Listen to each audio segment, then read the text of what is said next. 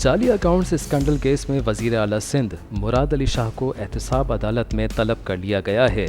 मुराद अली शाह के खिलाफ रेफरेंस पर इस्लामाबाद एहतसाब अदालत में नैब के एतराज़ात दूर होने के बाद अदालत के जज अजहर अली ने 31 मार्च को तमाम शरीक मुल्ज़िमान समेत तलब कर लिया है। वज़ीर आला सिंध को नूरियाबाद प्लांट के गैर कानूनी ठेकों और मनी लॉन्ड्रिंग रेफरेंस में तलब किया गया है। इससे पहले मुराद अली शाह के खिलाफ रेफरेंस पर नैब ने एहतसाब अदालत के एतराज़ात दूर कर दिए हैं। मुराद अली शाह के खिलाफ नैब रावलपिंडी ने 66 वॉल्यूम पर मुश्तमिल रिकॉर्ड अदालत में जमा करवा दिया है। मुराद अली शाह के खिलाफ गवाहान के बयानात और शवाहिद भी रिकॉर्ड का हिस्सा हैं। नैब रेफरेंस में मुराद अली शाह समेत 18 मुल्ज़िमान नामजद हैं।